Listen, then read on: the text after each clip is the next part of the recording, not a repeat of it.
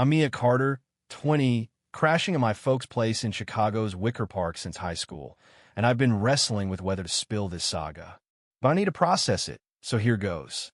My family's dynamic has been a lopsided mess forever, with me as the unofficial maid while my younger siblings, Ethan, 17, and Lily, 14, skate by like royalty. My parents, bless their selective blindness, hammer me with rules and chores, but let those two lounge like they're on a permanent Netflix binge. I'm done, capital D. Last Thursday, I snapped, walked out, and haven't looked back. Was it dramatic? Maybe. Worth it? Hell yeah. Picture this.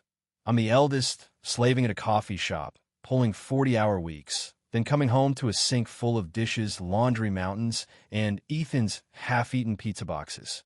Meanwhile, Ethan's gaming, Lily's TikToking, and my parents act like I'm a live-in janitor.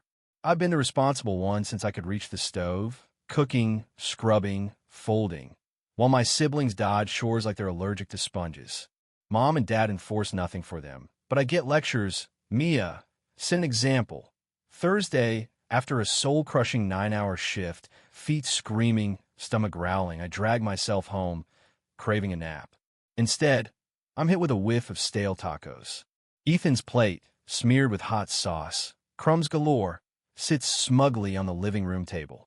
It's his signature move. Leave a mess, wait for Mia. I try to zen out, but Mom's voice cut through from the kitchen. Mia, can you clean Ethan's plate off the table? He forgot again. My brain short-circuited. Forgot? He's 17, not 7. I stomped to the kitchen, barely holding it together. Mom, I just worked all day. I'm beat. Ethan can clean his own plate for once. Her face tightened. Mia, you're the oldest. Don't make a fuss, just do it. Fuss? I was steaming like an espresso machine. I'm not a maid, Mom. I cook, clean, do laundry, everything, while Ethan and Lily do zip. Why can't they pitch in? She gave me that look, the one that says I'm being a diva. You're overreacting. It's one plate. Stop acting like it's the end of the world. My blood hit boil. It's not one plate. It's years of me doing everything while you baby them. I'm done. Her eyes narrowed. You're too sensitive, Mia. You're 20, an adult. Act like it and help without whining. Whining? I was livid. If I'm an adult, why am I stuck playing Cinderella while you let them slack? You're not parenting, you're enabling. Mom snapped. You should be grateful you live here rent-free instead of complaining. That was it. The final straw on this barista's back. I'm out, I said, voice shaking but sure. Mom froze. What? You can't be serious. Where are you going? I grabbed my keys off the counter. I've saved up. I'll figure it out. My heart was doing cartwheels, but I felt alive. You don't have to do this, she shouted as I hit the door. But I did. I couldn't keep being their invisible chore machine. I slammed the door, jumped in my beat-up Honda, and peeled out, a wild mix of terror and glee pumping through me. No plan, just freedom. I drove aimlessly, Chicago's neon lights blurring past, then parked outside a dive bar to think. Scrolling my phone, I found a listing for a studio in Logan Square, pricey, but doable with my savings. Called the landlord, set up a viewing, and by Friday, I'd sign a lease. By Sunday, I'd moved clothes, a thrift store lamp, my barista apron, and a photo of me and my old dog Biscuit. The place was tiny, think shoebox with a sink, but it was mine. No dishes to wash unless I dirted them. No guilt trips, just quiet. First week alone was like shedding a too-tight jacket. I worked, hit the gym, binged Schitt's Creek, cooked ramen when I felt like it. Or didn't. No one nagged me to scrub anything. I felt like me again, not the family's default fixer. Friends checked in, and I started seeing how toxic home had been, always carrying everyone else's weight. But then the call started. Mom's first voicemail was peak manipulation. Mia, the house is a wreck. You left stuff everywhere, and no one's doing chores. Dad's stressed. Ethan and Lily don't know how. Come back, we need you. I snorted. Need me? They needed a maid. I didn't reply. Next, Ethan texted. Asterisk yo. Mom says you gotta come home. House is trashed. You care at all?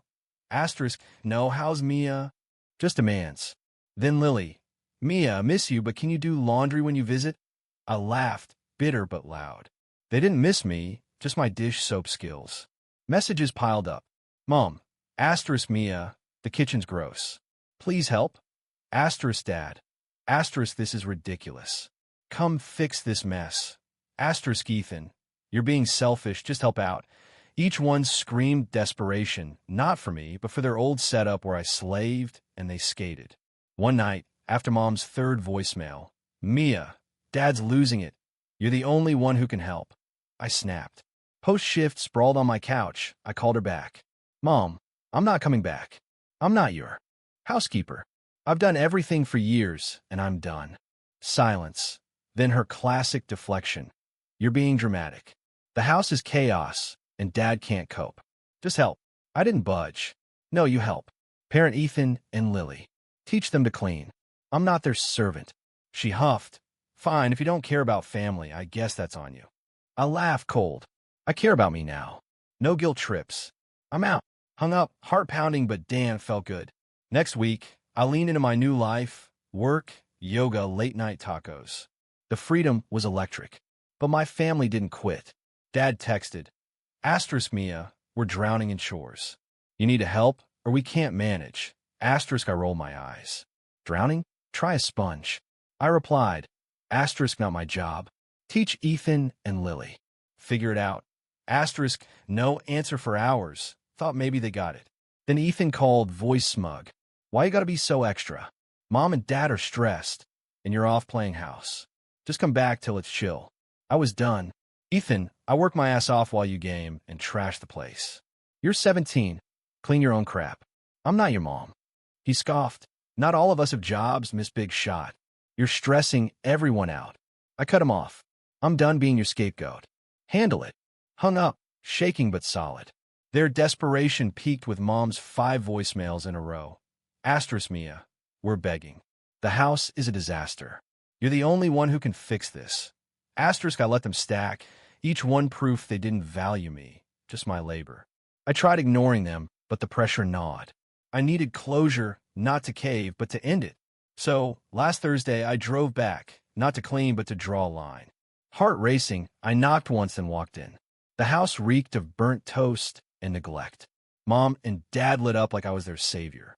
Mia, you're back. Mom gushed. Dad nodded. Things are rough. We need you. Ethan and Lily barely looked up from their phones. I stood firm, no smile. I'm not here to save you, I said, voice steady. I'm here to say I'm done. Mom blinked, confused. What? We need help, Mia. I shook my head. You need me to clean up your mess because you won't. I've done it for years. Cooking, scrubbing, parenting your kids. I'm done. Dad bristled. We never forced you. You chose to help. I didn't flinch. You expected it, Dad. You let Ethan and Lily slack while I slaved. Look at this. I wave at the kitchen, dishes teetering, trash spilling, floor sticky. This is what you want me to fix. No more. Mom's lip quivered. We've been busy, Mia. Dad stressed, and I cut her off. Stop.